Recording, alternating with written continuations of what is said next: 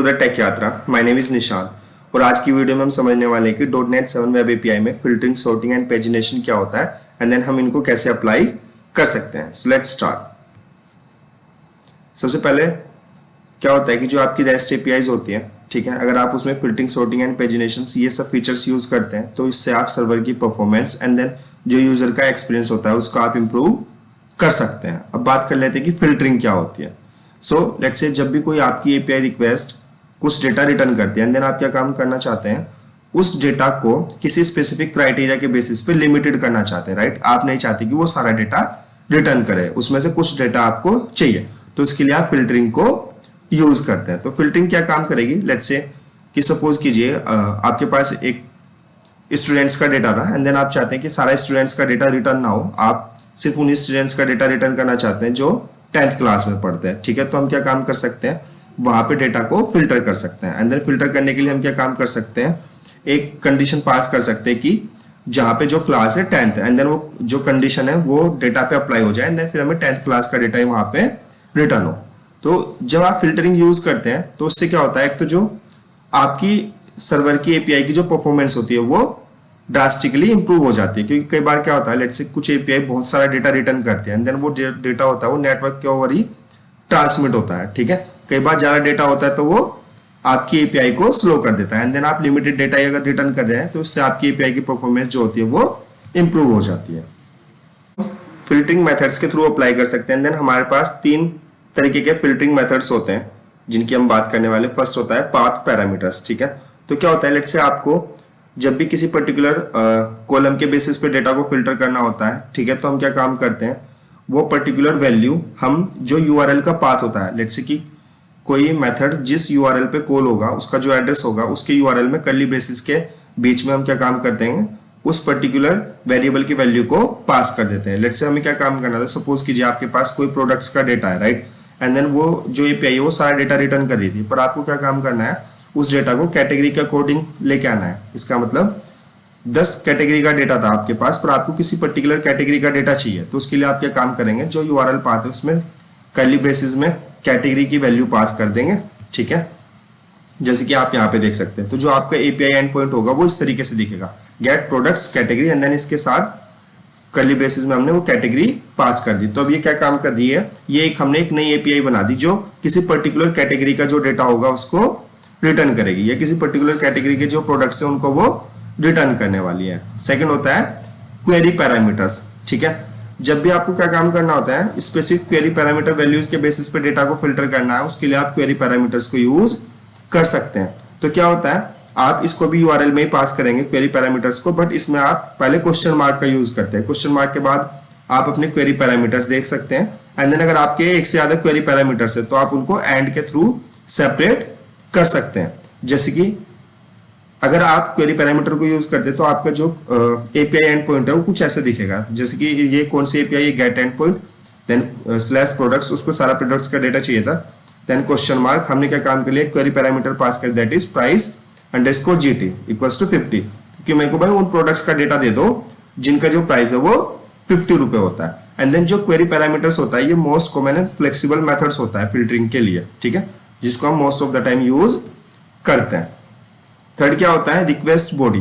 तो कई बार क्या होता है, लेट्स से आपको जब एपीआई से डेटा चाहिए फिल्टर करना है तो उसके लिए आपको कई बार कॉम्प्लेक्स फिल्टरिंग कंडीशन पास करनी होती है, जिसके लिए हम रिक्वेस्ट बॉडी को पास कर सकते हैं। एंड देन जो आपकी रिक्वेस्ट बॉडी होती है उसको आप जेसन या एक्सएमएल की फॉर्म में रिक्वेस्ट बॉडी का पेलोड पास कर सकते हैं, जैसे कि पोस्ट एपीआई है /book /filter, कंटेंट टाइप आपका एप्लीकेशन जेसन हो गया एंड देन ये आपने यहाँ पे जेसन की फॉर्म में डेटा को पास कर दिया। अब बात कर लेते हैं कि हमारी सॉर्टिंग क्या होती है।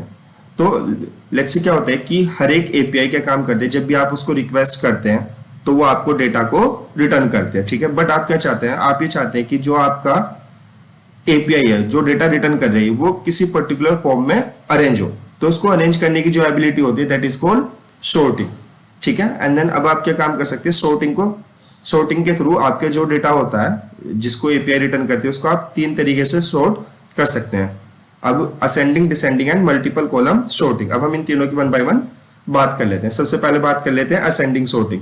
तो जैसे कोई एपीआई डेटा रिटर्न करेगी उसमें वो डेटा को इस तरीके से अरेंज करेगी कि जो लोएस्ट वैल्यू होगी वो सबसे पहले डिस्प्ले होगी, एंड देन जो हाईएस्ट या लार्जेस्ट वैल्यू होगी वो सबसे बाद में डिस्प्ले होगी। That is called ascending sorting. Descending sorting क्या होता है? असेंडिंग सॉर्टिंग का एकदम रिवर्स होता है। इसमें जो हाईएस्ट वैल्यू या लार्जेस्ट वैल्यू का डेटा होता है वो पहले दिखाई देगा, एंड देन जो लोएस्ट आईडी का डेटा था वो सबसे बाद में शो होगा। ठीक है। मल्टीपल कॉलम सॉर्टिंग, इसमें क्या होता है? जब भी अपने आपको डेटा को मल्टीपल कॉलम्स के बेस पे सॉर्ट करना है, ठीक है, उसके लिए आपको क्या काम करना होता है? मल्टीपल कॉलम की सॉर्टिंग करनी पड़ेगी। ठीक है। जैसे आपको क्या काम करना था? पहले एक स्टूडेंट टेबल थी तो आपको पहले स्टूडेंट को नेम के बेसिस पर असेंडिंग ऑर्डर में सॉर्ट करना था। ठीक है। एंड देन फिर उनकी परसेंटेज के हिसाब से डिसेंडिंग ऑर्डर में सॉर्ट करना था। So this is the way when we need to use multiple column sorting. अब हम क्या काम करने वाले हैं, इन सबके एग्जांपल देखेंगे। अब बात कर लेते हैं पेजिनेशन। तो पेजिनेशन भी क्या होता है? एक प्रोसेस होता है जिसके थ्रू लेट्स से कि कोई रेस्ट एपीआई थी, अब वो क्या काम करती है? वो बहुत सारा डेटा रिटर्न कर रही थी। ठीक है। एंड देन अगर डेटा ज्यादा होता है तो फिर वो क्या काम, क्योंकि सारा का सारा डेटा नेटवर्क के ओवर ट्रांसमिट होना है, अगर डेटा ज्यादा है तो हमारी जो एपीआई का रेस्पॉन्स है वो स्लो हो जाता है। तो इसके लिए हम क्या चाहते हैं? हम चाहते हैं कि जो हमारा लार्ज नंबर ऑफ डेटा है उसको हम स्मॉल पार्ट्स में या पेजेस में डिवाइड कर दें, एंड देन उसको पेजेस में डिवाइड करने के बाद हम क्या काम करें, तब क्लाइंट्स को या यूजर को वो डेटा सेंड करें। तो उसके लिए हम पेजिनेशन को यूज करते हैं। तो पेजिनेशन क्या काम करता है? जो रेस्पॉन्स डेटा होता है उसके साइज को मैनेज करता है, एंड देन जो रेस्पॉन्स अमाउंट ऑफ डेटा होता है, ठीक है, उसको भी वो रिड्यूस कर देता है, जिससे कि कम डेटा ट्रांसमिट होगा ओवर द नेटवर्क और हमारी जो एपीआई की जो स्पीड है वो बढ़ जाएगी।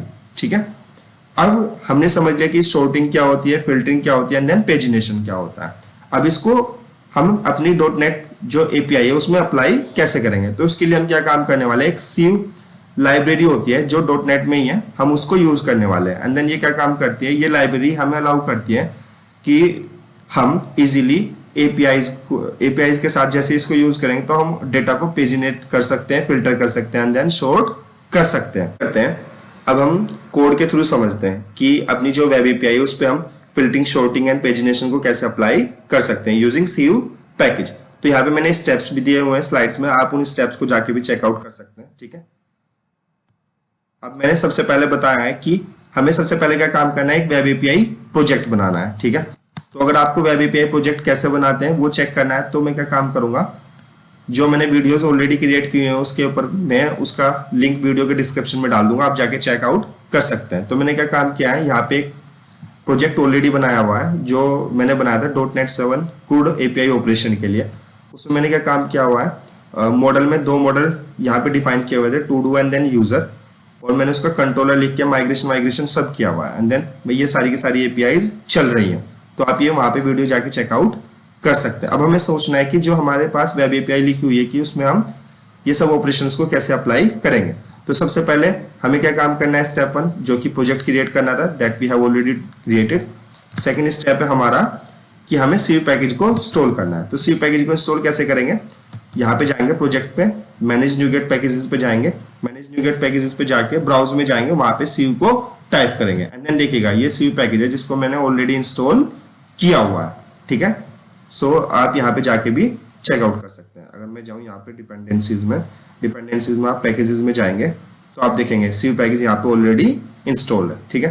अब थर्ड थिंग क्या काम करना है, क्योंकि जो ये सीव पैकेज को हम यूज करने वाले हैं तो इसको मेरे को सबसे पहले जो DI कंटेनर होता है उसमें रजिस्टर करना है। उसमें कैसे रजिस्टर करेंगे, तो हम जाएंगे अपनी program.cs में, program.cs फाइल में गए तो आप यहाँ पे देखेंगे builder.services.add singleton करके मैंने क्या काम किया है, जो सीव प्रोसेसर होता है, ठीक है, जो इसको पेजिनेशन को, सॉर्टिंग को, फिल्टरिंग को अप्लाई करेगा, वो मैंने यहाँ पे रजिस्टर कर दिया। आप यहाँ पे जाके चेकआउट कर सकते हैं builder.services.add singleton एंड देन यहाँ पे सीव प्रोसेसर। ठीक है। अब हमें क्या काम करना है, आपको जिस मॉडल पे भी filtering, sorting and then pagination apply करना है। लेट्स से मैंने क्या काम किया कि मेरे पास एक यूजर एंटिटी है, right, and then user entity पे मेरे को क्या काम करना है, ये सारे के सारे यूजर एंटिटी से रिलेटेड जितनी भी मेरे पास CRUD APIs है गेट करने की, उन सब पे मेरे को filter, pagination and sorting apply करनी है। ठीक है। अब उसके लिए मेरे को क्या काम करना पड़ेगा, मैं यहाँ पे जाता हूँ, मैं कहता हूं कि जो मेरे को सॉर्टिंग अप्लाई करनी है या फिल्टरिंग मैं किस पे करता हूं, वो नेम कॉलम पे करता हूं। अभी आईडी, ईमेल एंड मोबाइल पे नहीं करता कि मेरे को उनसे सॉर्ट करने की जरूरत नहीं पड़ेगी। तो हम क्या काम करेंगे, यहाँ पे सिव एट्रीब्यूट का यूज करेंगे।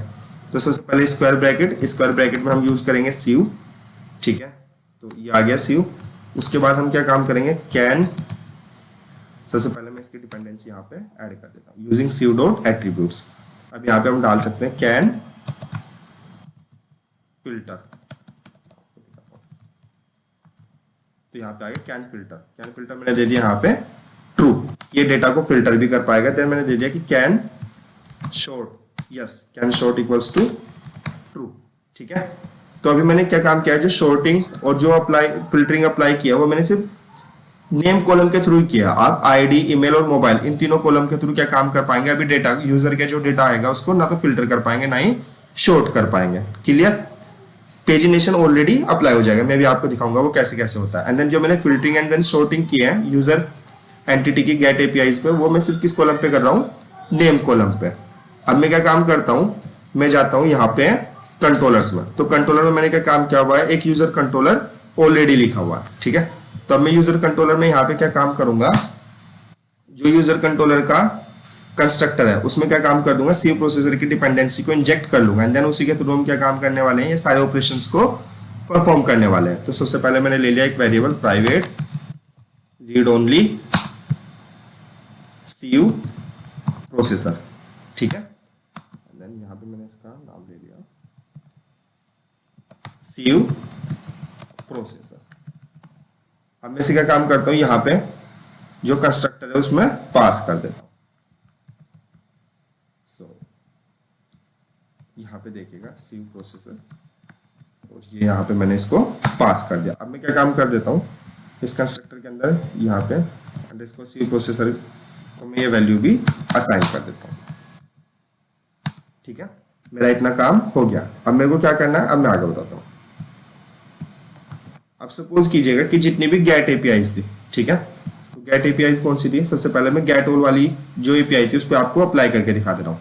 तो ये एक एपीआई है मेरे पास, लिस्ट ऑफ यूजर रिटर्न करती है। एंड देन ये क्या काम करती है, जितने भी हमारे पास यूजर है वो सारी के सारे यूजर को रिटर्न कर देगी। ये एक गेट एपीआई है, ठीक है, यूजर्स के लिए। अब मैंने क्या काम किया, यूजर्स में underscore user service dot get all क्या हुआ है, तो इसमें एक तो मैं एज क्वेरेबल ये मेथड को यूज कर लिया। अब ये डेटा को एज क्वेरेबल बना देगा, ठीक है, वो बना दिया इसने। अब मैं क्या काम करता हूँ, यहाँ पे देखिएगा users equals to underscore sieve processor dot apply, तो एक अप्लाई मेथड होता है। अब वो क्या काम करेगा, ध्यान दीजिए, सबसे पहले मेरे को क्वेरी से डेटा चाहिए। किससे डेटा चाहिए, क्वेरी से, क्योंकि क्वेरी पैरामीटर में यूज करूंगा। तो फ्रॉम क्वेरी, ठीक है। एंड देन फ्रॉम क्वेरी से मेरे को डेटा किस टाइप का चाहिए, वो होता है सीव मॉडल, ठीक है, सीव मॉडल। एंड देन मैंने इसको नाम दे दिया मॉडल। तो अब मैं अप्लाई क्या क्या करूंगा कि भाई मेरे को जो मॉडल में डेटा मैंने यूजर से कॉल किया है, मतलब जिसके अंदर सारी इंफॉर्मेशन होगी, मॉडल के अंदर क्या क्या इंफॉर्मेशन होती है कि आपको डेटा किस पर्टिकुलर कॉलम से सॉर्ट करना है, ठीक है, किस पर्टिकुलर वैल्यू के लिए फिल्टर करना है, ये सारी डिटेल्स हमारे पास यहाँ पे सीव मॉडल में होती है, ठीक है। तो यहाँ पे देख सकते हैं ये क्लास है सीव मॉडल, राइट। अब मैं क्या काम करता हूँ, उसके बाद मैंने यहाँ पे मॉडल पास कर दिया। एंड देन जो मैंने यूजर्स गेट किए थे टोटल, मैं यहाँ पे वो यूजर्स को भी पास कर दे रहा हूँ, ठीक है। अब देखिएगा ये क्या काम करेगा, इसने यूजर्स को रिटर्न कर दिया, ठीक है। सबसे पहले मैंने सारे यूजर्स निकाल लिए, उसको एज क्वेरेबल किया। फिर जो क्वेरेबल यूजर्स आए थे उसमें मैंने क्या काम किया, अप्लाई मेथड को कॉल कर दिया। अप्लाई मेथड ने क्या काम करा, एक तो मॉडल जितनी भी मैंने कंडीशंस दी है फिल्टरिंग, शॉर्टिंग और पेजिनेशन के लिए वो सब पास कर दी, और जिस यूजर्स के डेटा पे अप्लाई करनी थी वो भी यहाँ पे उसने पास कर दिया। एंड फिर मैंने क्या काम किया, यहाँ पे कर दिया, क्योंकि मैं लिस्ट रिटर्न कर रहा हूँ और यह भी क्वेरेबल है, तो यूजर्स डॉट टू लिस्ट, ठीक है। तो देखिएगा अब हम क्या काम करते हैं, जो ये एपीआई है इसको चला लेते हैं एक बार। अगर इसमें कोई बिल्ड के टाइम पे एरर होगी तो वो दे देगा। एंड देन अगर हमारा कोड बिल्डेबल है तो ये हमें स्वैगर ओपन करके दे देगा, ठीक है। थोड़ा सा टाइम लेता है जब भी आप कोड को बिल्ड करते हैं। एंड देन अब ये स्वैगर हमारा ओपन कर देगा ब्राउजर में, जहाँ पे हमें जो दो एंटिटी थी to do and then user, उनसे रिलेटेड सारी की सारी एपीआई हमें दिख जाएगी। एंड देन हम गेट एपीआई को यहाँ पे टेस्ट करने वाले हैं, ठीक है। तो तो ठीक है, मेरा स्वैगर ओपन हो गया, मैं जाता हूँ यूजर्स में, ठीक है। एंड देन यूजर के लिए क्या है मेरे पास, ये वो एपीआई है, ठीक है, जिसमें मेरे पास सारा का सारा यूजर का डेटा रिटर्न होता है। तो देखिएगा यहाँ पे फिल्टर आ गया, शॉर्टिंग आ गया, पेज आ गया, देन पेज साइज आ गया। तो सबसे पहले मैं कुछ भी अप्लाई नहीं करता, मैं इसको सिर्फ एग्जीक्यूट करता हूँ, ठीक है। अगर मैं इसको सिर्फ एग्जीक्यूट करूंगा तो देखिएगा ये थोड़ा सा टाइम ले रहा है रेस्पॉन्स के लिए, पर इसने क्या काम किया, रेस्पॉन्स दे दिया। एंड देन जितने भी यूजर्स का डेटा था वो सारा का सारा रिटर्न कर दिया। तो मेरे पास अभी कितने यूजर्स बने हुए थे, 3 यूजर्स बने हुए थे, ठीक है। तो देखिएगा जब भी आप कोई वैल्यू पास नहीं करेंगे, जब सारी की सारी वैल्यू नल है, एंड देन आप एग्जीक्यूट करेंगे तो वो क्या काम करेगा, सारे का सारा डेटा ला देगा। इसका मतलब हमने क्या काम किया, कोई भी जो फिल्टर या सॉर्टिंग या पेज के लिए, पेजिनेशन के लिए वैल्यू थी वो पास नहीं की। अब मैं क्या काम करता हूँ, फिल्टरिंग करता हूँ। तो मैंने क्या काम किया था, जो फिल्टरिंग अप्लाई होगी वो यूजर एंटिटी में सिर्फ नेम पे अप्लाई होगी। तो मैं देता हूँ नेम @ निशांत, ठीक है। देखिएगा अभी सारा डेटा आ रहा था, अब मेरे को किसका डेटा चाहिए, सिर्फ निशांत का। तो मैंने क्या काम कर दिया, यहाँ पे पास कर दिया नेम @ निशांत, कि भाई जो निशांत, जहाँ पे नेम निशांत है सिर्फ उस यूजर का डेटा लेके आओ, ठीक है, बाकी सबका नहीं। तो मैंने यहाँ पे इसको फिर से एग्जीक्यूट कर दिया। तो देखिएगा ये किसका डेटा लेके आया, सिर्फ निशांत का डेटा लेके आया, राइट। अब ध्यान दीजिएगा मैंने क्या काम किया, जो आईडी कॉलम था, ठीक है, आईडी कॉलम पे मैंने क्या काम किया था, मैंने जो फिल्टरिंग थी वो अप्लाई नहीं की थी। अब वो अप्लाई नहीं की थी तो कैसे होगा, तो देखिएगा जब मैं id @2 लूंगा तो वो इसको इग्नोर कर देगा, एंड देन वो मेरे को क्या काम करेगा, सारा का सारा रिजल्ट दे देगा। तो आपको, अगर आप जिस जिस कॉलम से डेटा को फिल्टर करना चाहते हैं उस प्रॉपर्टी पे आपको क्या काम करना पड़ेगा, जो सिव एट्रीब्यूट है उसका यूज करना पड़ेगा। कि वो फिल्टर कर सकता है तो सिर्फ कैन फिल्टर यूज करे, सिर्फ शॉर्टिंग यूज कर सकता है तो कैन शॉर्ट यूज करे, अगर वो दोनों कर सकता है तो can filter and can short दोनों को ही ट्रू कर दे, ठीक है। मैंने सिर्फ यहाँ पे नेम कॉलम पे किया था, इसलिए उसने जब भी मैं फिल्टर में नेम की कोई वैल्यू पास करूंगा तो उससे डेटा फिल्टर भी कर देगा एंड देन शॉर्ट भी कर देगा। अगर मैं ईमेल, मोबाइल नंबर और आईडी करूंगा तो उससे ये नहीं करेगा, ठीक है।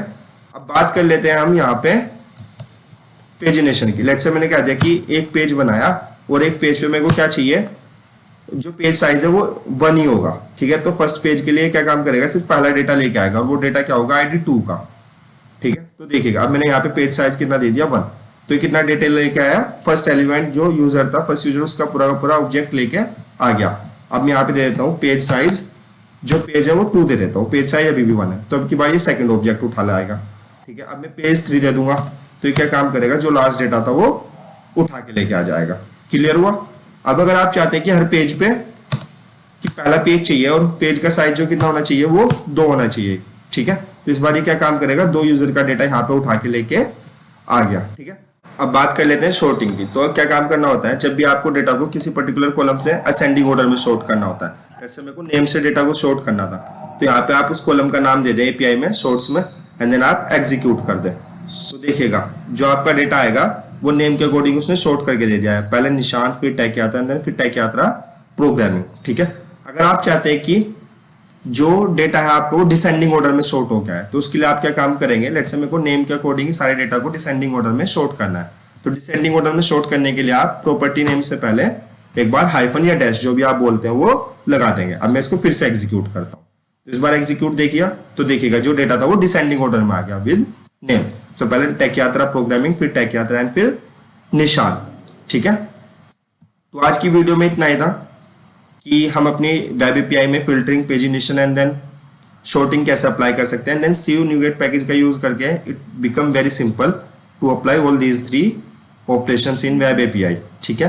तो अगर आपको आज की वीडियो से रिलेटेड कोई भी डाउट है तो आप यूट्यूब पे कमेंट कर दीजिएगा, मैं आपको वहीं पे रिप्लाई कर दूंगा। एंड देन जो मेरी .NET 7 पे मैंने वेब एपीआई के क्रूड ऑपरेशंस को क्रिएट किए थे, रिपोजिटरी पैटर्न बनाया था, generic repository pattern and then entity relationships, मैं उन सब वीडियोस के जो लिंक है वो इस वीडियो के डिस्क्रिप्शन में डाल दूंगा, वहां पे जाके आप उनको भी चेकआउट कर सकते हैं। एंड देन अगर आपको ये वीडियो पसंद आई हो, ठीक है, तो please like, comment, share and subscribe and hit the bell icon, जिससे कि मैं जब भी न्यू वीडियो अपलोड करूं आपके पास नोटिफिकेशन आ जाए और कोई भी वीडियो मिस ना हो। So thank you, let's connect in next video, bye.